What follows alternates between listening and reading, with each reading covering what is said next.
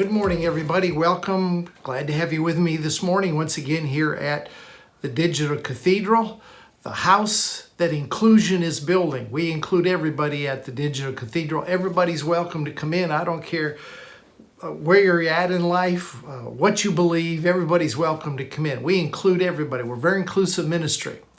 All right, this morning we're going to get right into the teaching, and I think we're going to be hitting some things that are going to enlarge you. And I hope each week as we're into this phase of teaching right now in our sonship development, I hope that we're able to bring this into a sharper picture, a crystallization of exactly what I am is all about. We have been tracking now for about 3 or 4 years on a definite path and course, and we're continuing to build on that. So this morning, here's what I want to talk about. If I were to put a title on the teaching this morning, it would be this: I am empowers life. Your I amness is a power source for the life that you can create yourself to live. I want to begin with a verse from 2 Timothy chapter 1 and verse 7. 2 Timothy chapter 1 and verse 7 says this: For God has not given us a spirit of fear. Have you heard that before? He's not given us a spirit of fear. So anything that is fear-oriented in our life, we need to say, I am not that. I am not fearful. But He has given us a mind of power and of love and of soundness. So I can say, I am a possessor of power. I am a possessor of love. I am a possessor of a sound mind. That's what's going to empower my life. Fear is not going to empower me anymore. I have confessed, probably you have too at times, I am fearful. And that fear has created then in my life what I don't want. What I attach to the I am is going to create. And we're going to see that this morning. It's a creative force. I am. When I am that I am says to you, you are, then you am. So I am that I am this morning is saying to you, I've not given you a spirit of fear. Anything that comes to you that is fearful or generates fear or causes fear, I don't care what the pastor says. I don't care what the prophet says. I don't care what the book you're reading says. If it's creating fear, then you can just mark it down and take it to the bank that it's not from the Father. If it generates love, if it generates power and sound mindedness, then that's what the Father has given to us. So anytime that the Father's, the I am that I am, which is what He called Himself when He sent Moses, anytime that He says, I am that I am to you, then He's really telling you what you am, So when God told Moses to go tell Pharaoh that I am has sent me, what He was really saying to Pharaoh, when Moses went to Pharaoh, what He was really saying is that the one who can become whatever is necessary to get these children of Israel out of Egypt. I am that I am. That's the one that has sent me. So I'm standing before you as a representative, as a sent one from I am that I am, which means I am here to bring the children of Israel out of Egypt. And Moses said that with conviction. He was saying, whatever I determine I am, I will be, because I am that I am has sent me. So whatever it takes to get the job done, Mr. Pharaoh, I want you to know that I am able to do it because Mr. I am that I am has sent me. Now God reflected that I amness, and we traced that a couple of weeks ago. We traced that through God's journey with the children of Israel through the desert all the way into the promised land over a period of generations, actually, a couple of generations. Every time the children of Israel needed something, then God demonstrated Himself as Jehovah. Actually, the definition of Jehovah, I was surprised at this. I didn't know it till I Googled it. The definition of Jehovah is I am. So anytime the children of Israel needed something, Jehovah presented Himself as Jehovah Jireh, provider, Jehovah Sidkenu, Jehovah Rapha, Jehovah Rohi. And we went through all those. I'm not going to go through them this morning, but the point is this: whatever the children of Israel needed, whether it was provision, healing, a banner over them that was victory, a shepherd, Jehovah presented Himself as I am that. I am Jehovah Rapha. I am the healer. I am the provider. Then when Jesus came, he said, I am the way, I am the truth, I am the life, I am the door, I am the bread of life, I am the resurrection and the life. He became to us everything we needed in his declaration of I am. He gave us a full representation of I am that I am in the flesh. And as the man Jesus, he said, I am, because I am that I am had sent him and had empowered him to create exactly what he needed to create. He needed to create 5 out of 5 loaves and 2 fishes, food for 20,000 people. He could say, I am able to do that because I am that I am is my Jehovah Jireh. He's my provider. And because he has empowered me to do that, I can speak with boldness that I am that I am. All right, now here's where I want to shift. Let me just shift it a little bit. The I am that the Father proclaimed and the I am that Jesus proclaimed has now come to you and has come to me in our sonship development. As we're living this life out as Jesus is in his present world, the I am has now come to us.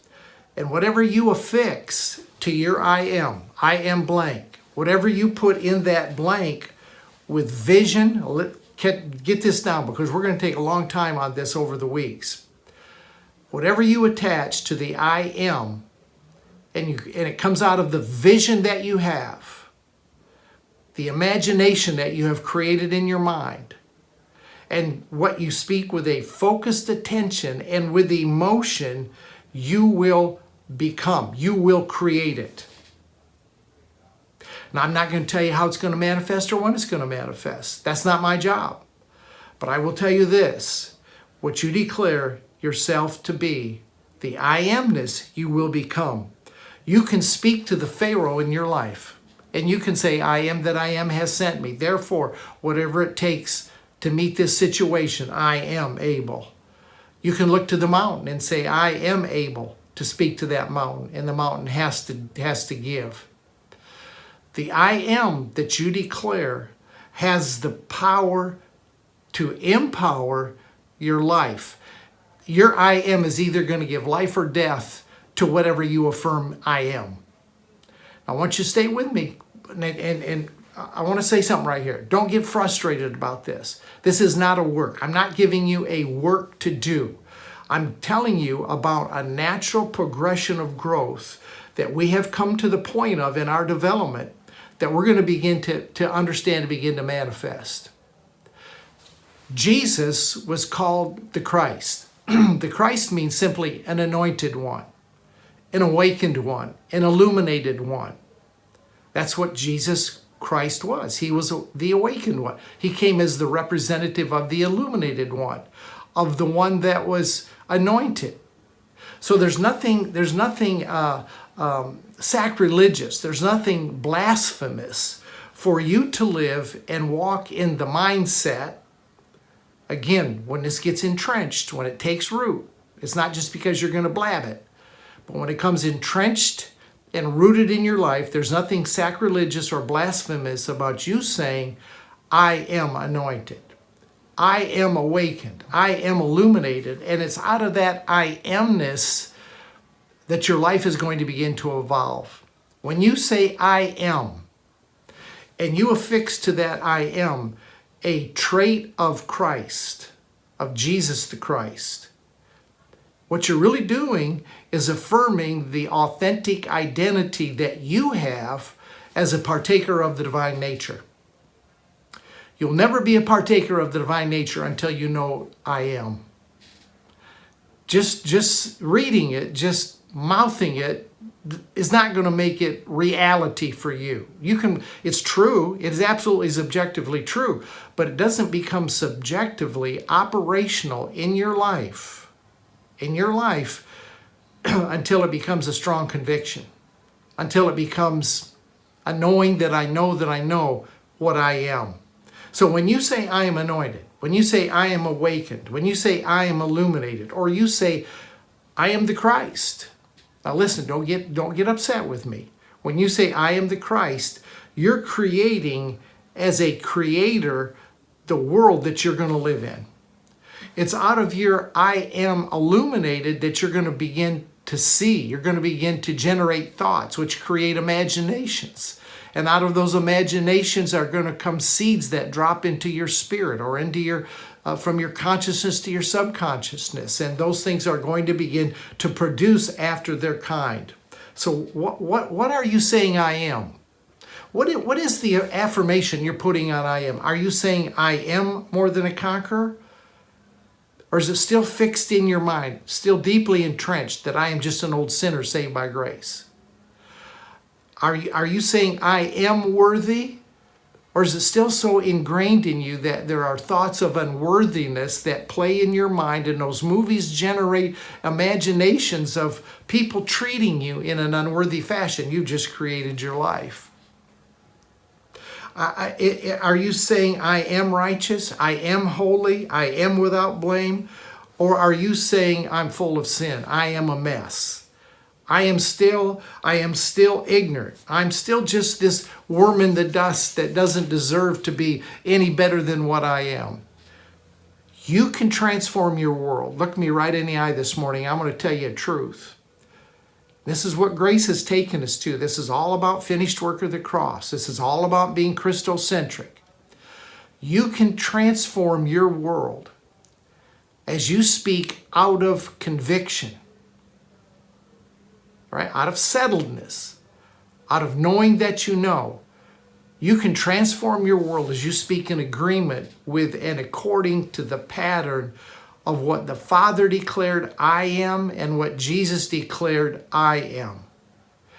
That's why the writer said, let the poor say I am rich.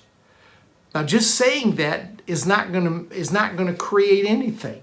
Just confessing it, making it a positive confession. And I've messaged with some of you that are a little frustrated because what you're hearing in this is the old word of faith. This is not word of faith. And every week I'll probably draw some lines of delineation. Matter of fact, I may do a whole teaching on the difference between I amness and word of faith. Because with your word of faith background, what you're doing is you're hearing through a filter some things that I'm not saying. This is much stronger than word of faith. He said, let the weak say I am strong. It's just not in that confession that the weak become strong. It's when you have the sense of I amness about this, when you have meditated about it, when you have developed that picture of strength in your imagination, that those seeds begin to drop and manifestation begins to take place. And again, this is not word of faith. This is not positive confession. This is not trying to speak by faith a desired result into being. That's what word of faith was. We would speak something that we desired, and we thought by our speaking and by our faith we could will it into being. That's not what I amness is. I amness is talking about speaking about who we be, not who we're trying to become. It was aptly said that word of faith was fake it till you make it. You know, you acted like you had it when you didn't have it. I am is not talking about that. I am is talking about awakening to who you actually are, who you have become because of the Christness that you are. It's not trying to become anything. You're not trying to become anything. You're speaking out of what you already are. You're not trying to get to a place of victory, which is what word of faith was always about, trying to get to that victorious life. I amness is coming from a position of already being victorious because Jesus said it's finished. We're not trying to become anything. We're coming out of what we already are. Are you understanding me? See, neither the Father, I said when you have to speak like the Father spoke out of his I am that I am, and Jesus said I am, you have to speak out of your I am, and neither the Father nor the Son spoke out of what they wished to become. The Father nor the Son were trying to become anything. They spoke out of the reality of who they actually were. I want you to get that. Both the Father and the Son spoke out of the reality of what they actually were. So we're at a place in our sonship development right now because of everything I've taught, everything I've brought you through. We're on a trail We have a target. We're moving toward it, and we're right on time. We're right on time. We're at a place in sonship to speak the reality of who I am, not what I'm trying to become. It's not a psych job. Again, it's not a psych job. We're not trying to talk ourselves into something. It's an unveiling of who we've always been. I taught for, I don't know how many weeks about the Christ is Us life, 35 weeks. I taught for a whole lot of weeks on identity as divinity. I spent 16 weeks on unlimited. We're learning about who we've always been, and it's now being progressively revealed to us. The more crystallized picture we get of Jesus, listen, the more crystallized picture we get of Jesus, the more crystallized picture we get of who we are. When you've seen him, you've seen who you are. So the sharper image, the sharper picture you get of him is going to be the more focused picture you get of yourself. Paul said it like this. What is it? 2 Corinthians 3:18. We all with an unveiled face. That's all the blinders are off. All the religion is off our view. We all with an unveiled face, beholding as in a mirror the glory of the Lord, the image of the Lord. We're being transformed into that same image from glory to glory. So it's a progressive, as the view comes in sharper of what Jesus, when Jesus said, I am the bread of life. I can confess I am one who has every need met because he is the bread of life. I can confess I am one that possesses abundance and prosperity because my Father said, I am Jehovah Rapha. I am the one that will meet your needs. So every I am that I speak, catch this, think about this. Every I am that I speak is a flow out of what I am that I am has already declared. That's why this is not metaphysics. This is not New Age. I'm not trying to make you the source. We always remain connected to I am that I am to get our I am. It's a flow. It is an inheritance. It's an impartation. This is who we are. So the sharper image we get of the Christ that is in us as it becomes more clear to us. John in 1 John chapter 3 verse 2 and 3 says, Beloved, now are you the sons of God. So I can say I am a son. I'm not trying to become a son. I'm not working towards sonship. I am a son. I'm convinced of that. There's no way you're going to ever talk me out of that. That thing is seated in me deeply, and that's why it's manifesting, because it's seated and it's growing. He said, Beloved, now are we the sons of God. He says it hasn't yet appeared what we shall be. It's getting sharper, but he said, but we know this, that when Christ appears, when Jesus appears, we will know him because we will be just like him. That's not talking about a second coming. That's talking about the revelation that we have of Jesus.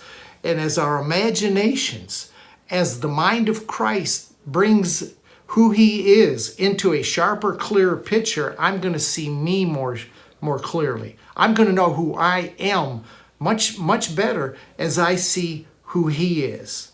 His I amness is an impartation to me of what I am. So your I amness, your identity, is the way that you change your world. That's the way you change your world, by your proclamation of I am. When Jesus proclaimed I am, his I amness eventually took him to the cross, but that I am changed humanity forever. You see, there's a lot that the Father has imputed to us, direct deposited into our DNA that will change our world. There's a lot that he has given us that he has imputed to us as divine qualities and abilities that are unique to us that we haven't discovered yet. We haven't uncovered them yet. But our I amness, which is the empowerment of life, is beginning to change us. So as you affirm, I am illuminated, I am awakened, I am harmonious with the Father, I am peaceful, I am happy, I am strong.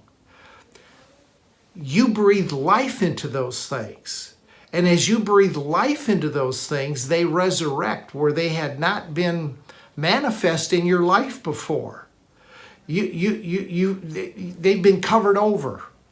Everything that the Father has done has already been deposited in you, but it's been covered over by religious lies, by what family and culture, by what teachers and friends have told us.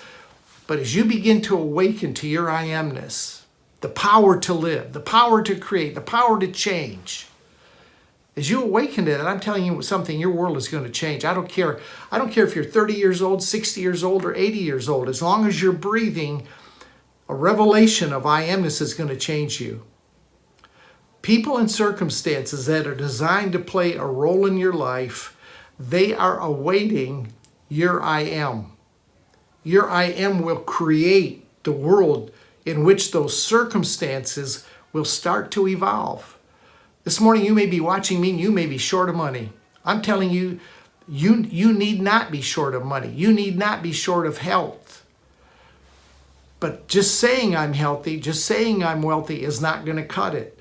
It's the I amness. Your I amness is going to create. And if you stay with me over the weeks, we're going to walk through this.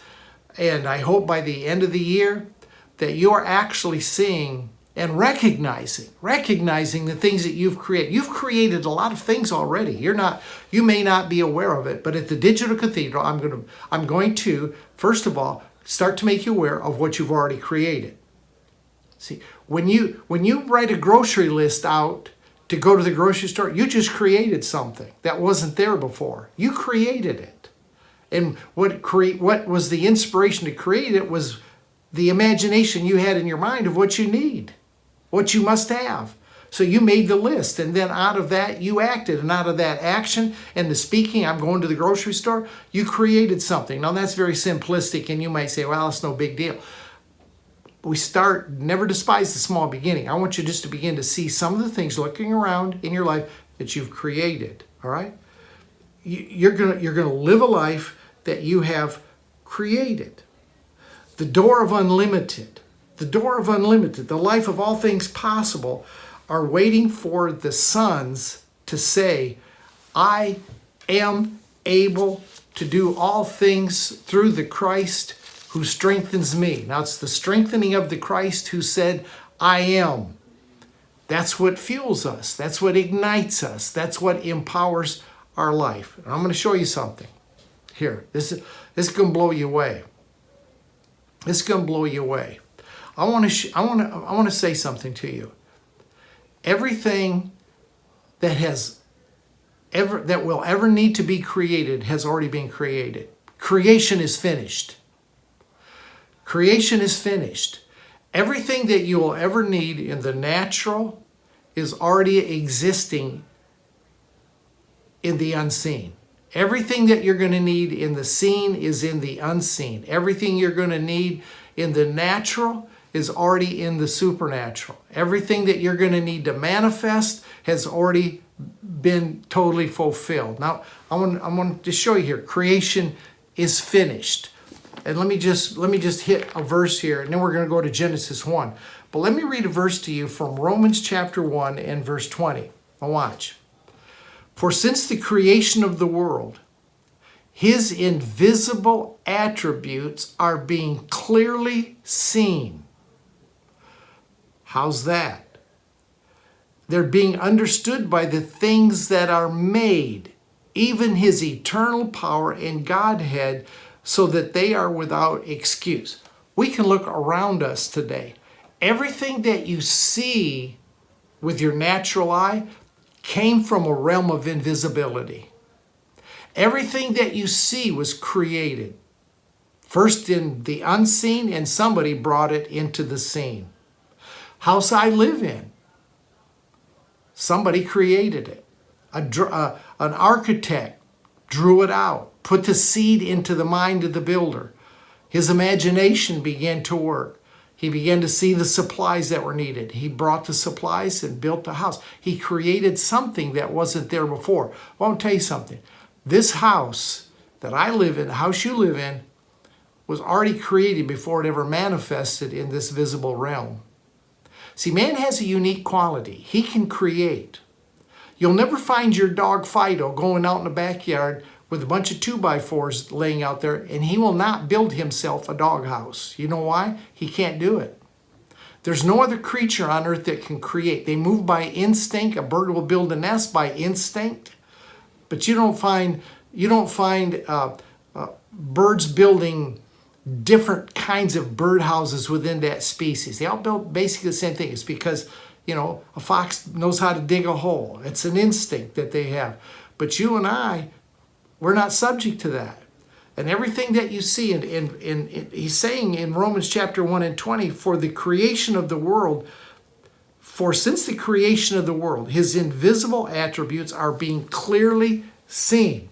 So, creation is finished.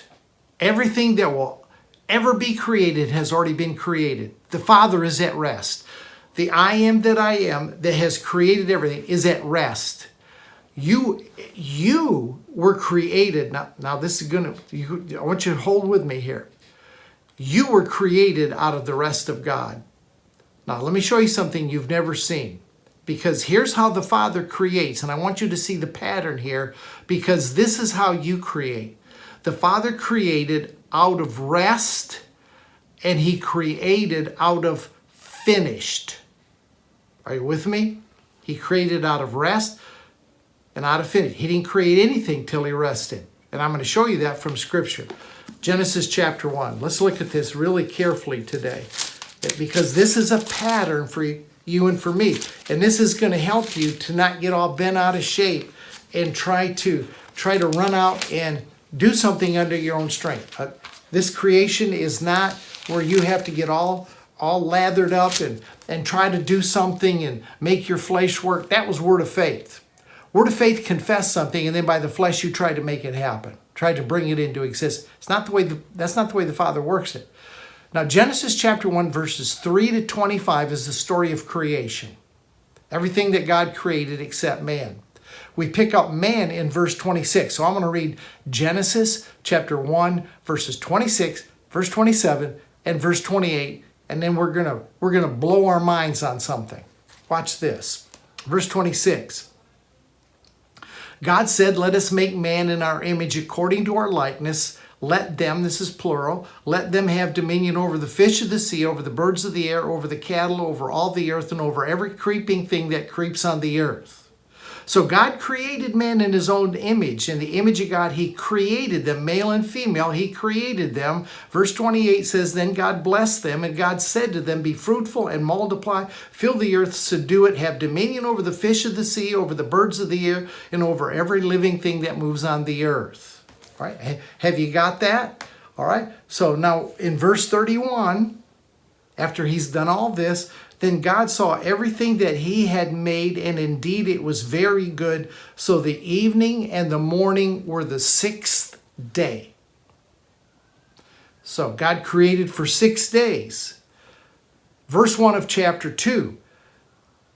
Thus the heavens and the earth and all the host of them were finished. Got it? Now look at verse 5. Before any plant of the field was in the earth, and before any herb of the field had grown, for the Lord God had not caused it to rain on the earth, and there was no man to till the ground. What? There was no man to till the ground. Now we're into the seventh day. Now wait a minute. I thought back in Genesis chapter 1, verse 26, 7, and 8, it says, let us make man in our image. And God created man in his own image. In chapter 1, verse 26, 7, and 8. Then we get down to chapter 2 and verse 5. There was no man to till the ground. Hold the phone. That seems to be in total conflict. Let me go back and read 27. So God created man in his image, and after the image of God, he created him male and female. And God blessed them and said, be fruitful, multiply, fill the earth, subdue it, have dominion. But in 2:5, no man to till the ground. Now here's what I want to submit to you. This is the pattern of God. This was, in chapter 2 is the seventh day. Seventh day. Chapter 1, verse 31, 6 days were done. Verse 1, chapter 2, everything was finished. I want to submit to you that Genesis chapter 1, verse 26, 7, and 8, God created everything first in his mind. It was a thought. Then it became an imagination. It began to develop. And it developed so much. And listen, this is a pattern of how we create. In his imagination, it developed so much that he saw it as absolutely being so. He saw it being so. But it wasn't until chapter 2, verse 7, and it says this, and God formed man out of the dust of the ground and breathed into his nostrils the breath of life, and man became a living being. So it wasn't until 2:5 that he says, I need a man. Where's the man? And the man manifested in chapter 2, verse 7, and God breathed into man divinity. He breathed into him everything that he was. All his I am that I am, he breathed into man, and man became a living being. But what I want you to see is, first of all, Genesis chapter 1, 26, 7, and 8. I'm submitting. I'm not telling you it's so. You believe it or not believe it. It's up to you. But what I see is God created all of this in his mind, all of it in his thinking, all of it is an imagination. Then after he entered rest, it manifested. All right? So the work that we do is not toil. It's not going out getting into tizzy trying to confess and build faith and do all that kind of stuff. We first create it with a thought. The desires of our heart. Delight yourself in the Lord. He gives you the desires of his heart. Last week I taught you there's only one desire. His desire, he places that desire in you, becomes your desire. That comes as a thought. This is what I would desire. Then we need to cultivate that desire into an imagination. We need to build everything we can around it. How will I feel when that thing manifests? What will it look like? How will I react toward it? How can I utilize it? You need to develop it all that you can in your imagination. And then out of the abundance of your heart, as this moves into your heart and you grab it, it's so, it's true, I got it. Your mouth will speak out of the abundance of the heart, and the words that you speak will speak life, as it did in Genesis 2:7 when God breathed into man the breath of life. You will breathe the breath of life into that which you create, and it will manifest. Now, it's going to take us a few months to let this sink in. I understand that. But I'm telling you, that's the direction we're moving. You are in his image and likeness, and you create in your mind of I am. And like the Father, you speak out of that I am. Then the formation you speak by I am takes form and it manifests. I am speaks out of I know who I be. And I am cannot talk until it knows who it is. And that's where Word of Faith was weak. It got us talking before we actually had it, before we envisioned it, before we knew that it was really us. See, faith is a substance, what you're hoping for. That's not what I am is. I am gives life to the dead. I am calls things that be not as though they were. That's not faith. I don't have time to really get into it, but in Genesis chapter, I better read it. In John chapter 11, I want you to see how Jesus operated in this. John chapter 11, and just let me read real quick. It's the story of Lazarus and raising Lazarus from the dead, and I just want you to pick up one point out of this. Let me pick it up in verse 21. Now Martha said to Jesus, Lord, if you had been here, my brother would not have died. You know the story. I don't have to give you the background.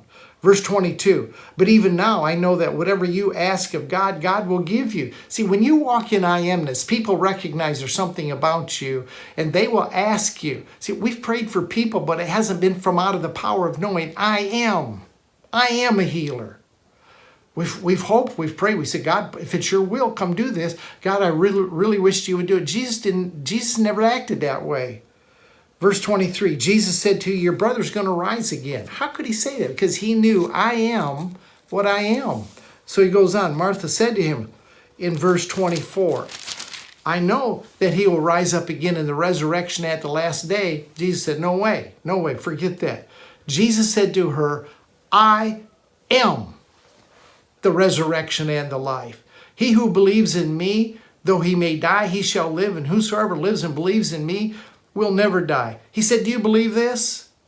Notice what Jesus said. He didn't say, well, I'm gonna pray the prayer of faith over Lazarus, and I'm gonna ask God to come do something mighty in Lazarus. And if we just get around here and hold hands and pray in a circle and get our faith up there and pray in the Spirit and rev up, maybe who knows, maybe God might do something. No, he didn't say that.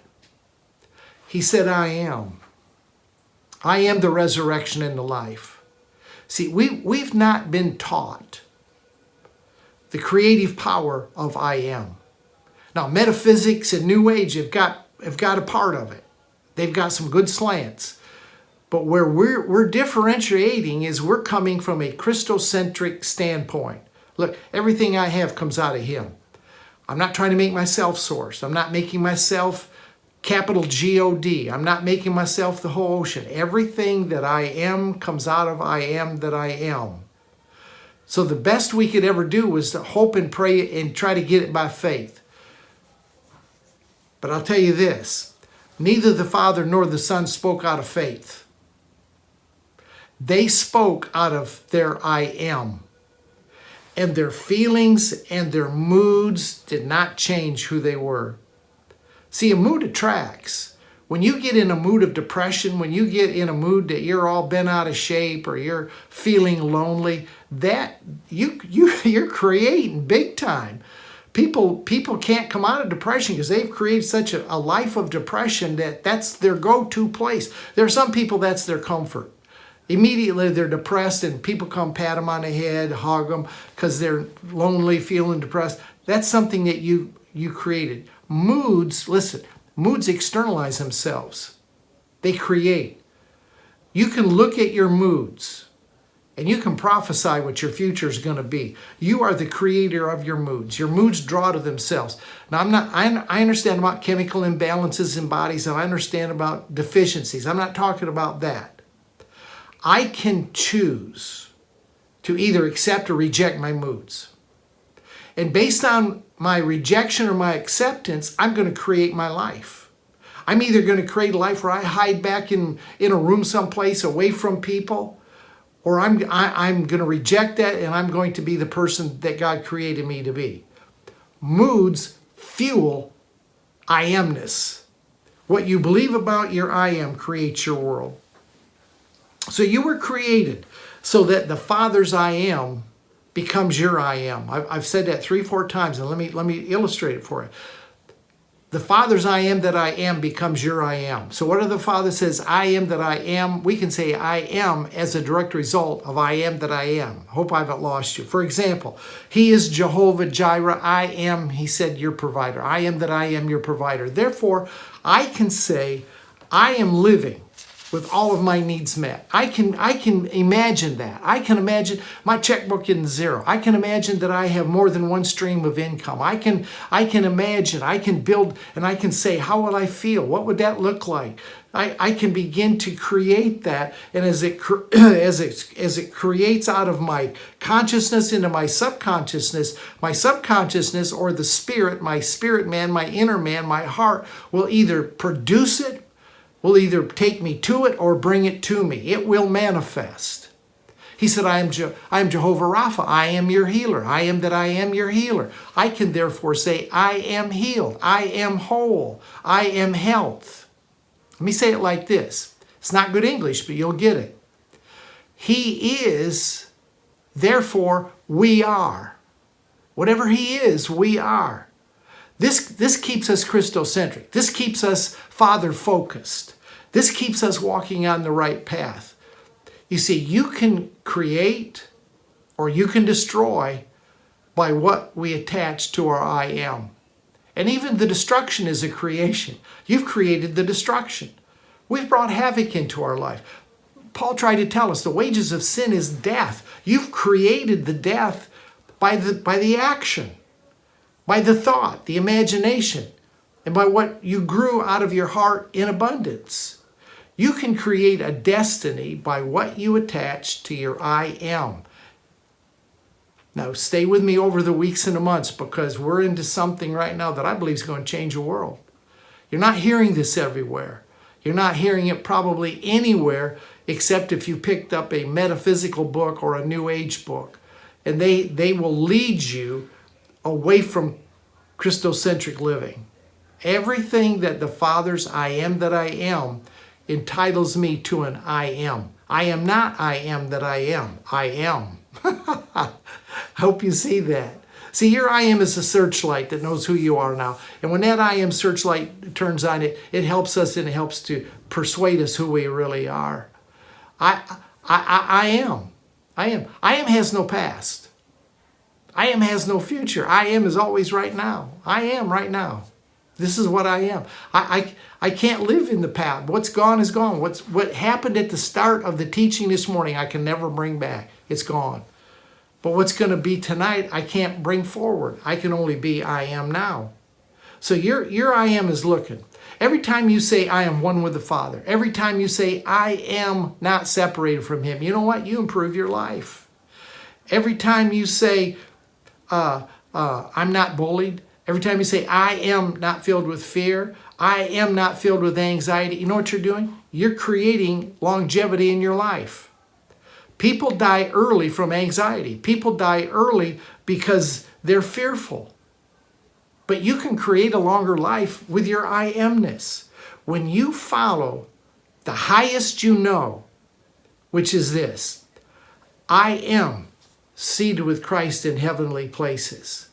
Every time you say that, I am possessed with the mind of Christ, you're improving your life. You're creating a better life. You're making it difficult for disease and negative circumstances to attack you. When you make that kind of confession, you're making it almost impossible for disease and bad circumstances to come to you, because you're not creating that. Every time you say, I am the Christ, you're improving your life. You're saying, I am the anointed. I am illumined. I am awakened. I am able to see. He's coming into a sharper focus, and what I'm seeing, I am becoming. That's the whole thing here. As sons, this is how we walk as He walked in this present world. The law that can be the greatest discovery that you will make, and if you get nothing else out of the teaching this morning, and I hope you've gotten a whole bunch, I have dropped so much on you this morning that if you only listen to this once, you're going to miss 75% of it. I'm telling you what's generating in my life. I'm telling you what I spend hours and hours thinking about, meditating, exercising, practicing. If you get nothing else out of the teaching this morning, I want you to get this. I am that which I think I am. If you want something to meditate this week, meditate on that. I am that which I think I am. That's what renewing your mind's all about. Renewing your mind, renewing the spirit of your mind, is all about aligning your consciousness with the consciousness of the Father. Bringing your I am into an alignment with I am that I am. And seeing, as your mind is renewed, that what I am that I am is, that's what we are. Right? As He is, so are we in this present world. Jesus came in flesh form, called to Christ, to show us the 7 I ams of the Father. I am Jehovah Rapha, Jehovah Sidkenu, the whole 7. By saying, I'm the bread of life, I'm the resurrection and life, I am the door. He's saying to us in flesh language the same thing the Father said. And what they have said now is, in that day you'll know that I'm in the Father and you're in me and I'm in you, that whatever we are, you are. We have generously shared it with you. The Father comes to you and says, all that I am, I give to you. That's what He said to Jesus. If He said it to Jesus, He's saying it to you. Jesus said, the Father's put everything into my possession. So we don't say, we wouldn't dare say, I am a possessor of all things. I am able to decide what my income will be. See, you create that with the thought that maybe I am. And then your imagination begins to formulate it, begins to see all the component parts. And this is where the work is, but it's not a work with your hands. God created out of rest. Have you seen that this morning? God didn't create anything actually till the 7th day. He had the rest of it already figured out in His mind and His imagination. I'll tell you, when I saw that, The lights came on for me as to how I am to live, how I am to create, how I am to be as He is. It's not through my effort. It's not through my discipline. It's not through my hoop jumping. It's not through my religious training. It's by seeing what the pattern is. He said He's made us in His image and His likeness. That means He took a stamp and stamped with us. And then He reiterated it when He blew the breath of divine life into it. He blew the breath of His life into us. And that's never been rescinded. I know what you learned at church, that when Adam sinned, all of that went out the window. You will not find one verse in here that ever says that the breath that God blew into man, He ever took away, and the devil now has blown the breath of life into man. The devil has no life to give to anybody. You don't live by the life of the devil. You live by what God has breathed into you. It's covered over. We haven't discovered it. We haven't learned it. But the pattern is set before us, and we're grabbing the pattern, brother, and we're adapting ourselves to the pattern. Beloved, now are we the sons of God. Hadn't yet appeared what we shall be, but we know this, that as He crystallizes, as we see Him more accurately, we will become like Him. So, when you say I'm poor, when you say I'm weak, then your I am is not acting in oneness with the Creator. You are acting contrary to who you are. Will it create? Absolutely. I've got friends that are my age, man, walking around with a cane, hardly able to do anything. And I talk to them, and you know what they say? Well, I am old. I am decrepit. I am not going to be here much longer. They're just creating the world that they live in. You're using your creative power to keep you away from the unlimited. You're using your creative power to keep you away from God's best. As long as I am says I am in the pig pen, then you're going to be in the pig pen. But when your I am says I'm returning to the Father, you know what the Father says? That's what I've been looking for. I've been waiting for Him to adapt His I am, His consciousness to my consciousness. I'm going to run out and meet that I am. And I'm going to bring I am that I am. And I'm going to put a ring on His finger. I'm going to put shoes on His feet, a robe on His back. We're going to kill the calf. We're going to have a party because I am has finally discovered that I am is the same as I am that I am. And all that I am that I am has been given to your I am. I hope that makes sense. I am has put you in a pig pen, or I am puts you into Father's house. What do you want to create? What do you want to create? You have the power to create. I am empowers life. When we awaken to the oneness that we have with the Father, and that's why I've spent so much time talking about that. When we awaken to our oneness with the Father, and our I am comes into a perfect alignment and emerging with His I am that I am, the world around you will begin to change. I absolutely guarantee it, and I'm living proof of it. All right, I think that's a good place to stop. Man, we've talked about a lot this morning. This is rich, this is good, this is deep, this is powerful, this is life-changing. This is something you need to share with your friends. But you know what? A lot of them aren't going to be ready for it. They need to go back to some of the stuff we've taught in days and years gone by. If you're new to the Digital Cathedral, I would encourage you to go back and look at the stuff we did a year ago, 2 years ago, because we have been building progressively for a long time right now. We didn't just start out with this. This is where we built to, and it all started with grace. All started with the finished work of the cross. All started with us recovering our authentic identity, which was divinity. Never saw it before, never learned it, was all new. But this is the point we've come to now. But the thing we have never relinquished is the Christness. We've never relinquished Jesus. We've never relinquished our relationship with the Father. I'm not in tune with just a vibration or a frequency. And I understand about energy, and I've been reading about that. But you know what? I have a relationship with my Father that I talk to every day. And I don't know how, someday I may be face to face with something that was entirely different. But I know this. He walks with me. He talks with me. He reveals to me. And if I'm wrong, then let me stay in my delusion, because it's working and it's growing and it's getting gooder and gooder and gooder every week. God bless you. We'll see you next time on the Digital Cathedral. Don't forget, Sunday morning, 10 a.m., set your clocks. Make sure you subscribe to this channel so that you are alerted when we come on. Wednesday night, 7 a.m. Central, Secret Place over on the Don Keathley Facebook page, Don Keathley Ministries, not my personal page, Don Keathley Ministries Facebook page. Come over and join. It's a private group. We have a great time on Wednesday night. We'll see you then. See you back next week. Thank you for your monthly support. You're keeping us wired and going and carrying this message around the world. Thank you for all that you do to make the Digital Cathedral a house that inclusion is building. God bless you.